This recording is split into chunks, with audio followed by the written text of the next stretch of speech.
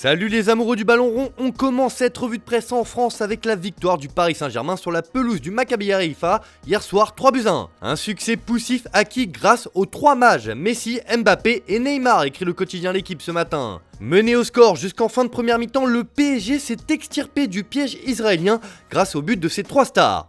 Toutefois, les manques affichés devront trouver des réponses d'ici au 8e de finale, juge encore le média. De son côté, le Parisien écrit que c'était une victoire sans briller pour les Parisiens. Et il y a un coup de gueule après la rencontre, celui de Neymar, qui n'a pas compris le carton jaune reçu après sa célébration. Le Brésilien l'a fait savoir sur ses réseaux sociaux et s'en est pris à l'arbitre de la rencontre, monsieur Daniel Siebert. Le football est de plus en plus ennuyant, je suis averti d'un carton jaune pour ma célébration, ces choses n'arrivent qu'à moi. Le message est passé. En tout cas, ce match à l'ambiance folle fait aussi la une en Israël, où les journaux locaux saluent la prestation pleine de courage du Maccabi. Dans le même groupe, le H, Benfica a réalisé une superbe opération en allant s'imposer 2-1 sur la pelouse de la Juventus. Une sacrée performance qui régale la presse lusitanienne ce matin. À l'image de Record qui parle de festival sur sa couverture. Opposition de luxe à Turin et 12e victoire consécutive pour Benfica. Nous étions une équipe courageuse qui n'est pas venue ici pour défendre, a déclaré Roger Schmidt, le coach. De son côté, Abola met en avant l'homme du match, David Neres. Et il n'y avait qu'un seul David contre plusieurs Goliaths, s'enflamme le quotidien. De son côté, Ojogo estime que ce sont 3 points d'exclamation en référence aux 3 points pris au classement. Les Aigles s'envolent à Turin pour une grande victoire européenne et restent au contact du PSG avec 6 points. En Italie, forcément ce matin c'est la soupe à la grimace et la défaite de la Juve à domicile ne passe pas du tout. C'est simple, Tuttosport n'y va pas par 4 chemins et demande carrément la tête de Massimiliano Allegri. Juve, Allegri, ça suffit, peste le journal turinois. C'est un désastre contre Benfica, Milik a fait illusion, en deuxième mi-temps un effondrement déconcertant malgré le retour de Di Maria, Neres marque et les Portugais passent devant. Les fans sont furieux, la qualification relève déjà d'un exploit.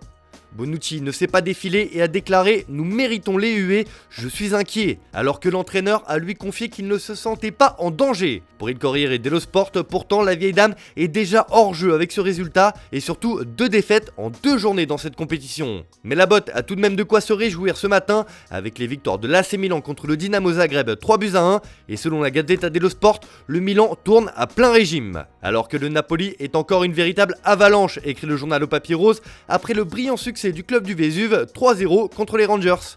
On continue ce tour d'Europe des résultats de la Ligue des Champions hier soir avec le Real Madrid, le champion en titre, qui s'est tranquillement imposé 2-0 face au RB Leipzig. Et les merengues n'ont pas eu besoin de forcer leur talent et s'en sont remis à leur homme fort du moment, Federico Valverde. Comme le placarde As sur sa une ce matin, l'Uruguayen est un canon en ce moment. Un grand but du milieu de terrain sauve un Madrid discret qui ajoute sa 8e victoire consécutive. Pour Marca, le petit oiseau prend son envol, le milieu de terrain devient de plus en plus indispensable et ça c'est une très bonne nouvelle après le départ de Casemiro cet été. De son côté, le Séville FC n'a pu faire mieux qu'un triste 0-0 sur la pelouse de Copenhague. Pour les Stadio Deportivo, c'était Carmona et 10 autres. Un Séville inoffensif fait match nul contre Copenhague et se complique la tâche, écrit le Canard local. Et évidemment, on va également parler du retour très attendu d'Erling Haaland face à son ancien club, le Borussia Dortmund. Et comme il fallait s'y attendre, le Norvégien a encore marqué. Et pourtant, ça n'a pas été une victoire facile pour Manchester City 2-1. Le Cyborg fait la une du DD Express qui parle de machine volante.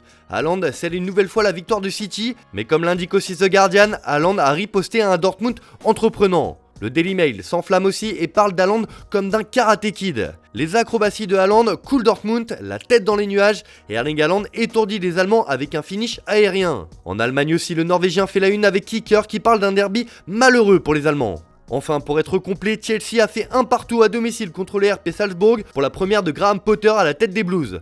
Pas de quoi remettre totalement les têtes à l'endroit pour le nouveau coach.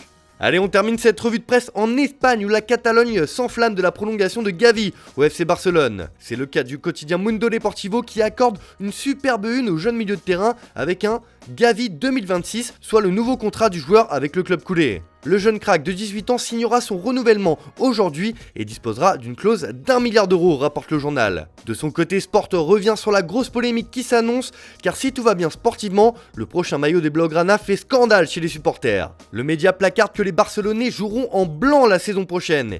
Et alors ça ne passe pas du tout chez les fans qui ne retrouvent pas les couleurs chères à leur club. Une décision incompréhensible pour eux, car cette couleur rappelle celle de l'ennemi juré, le Real Madrid.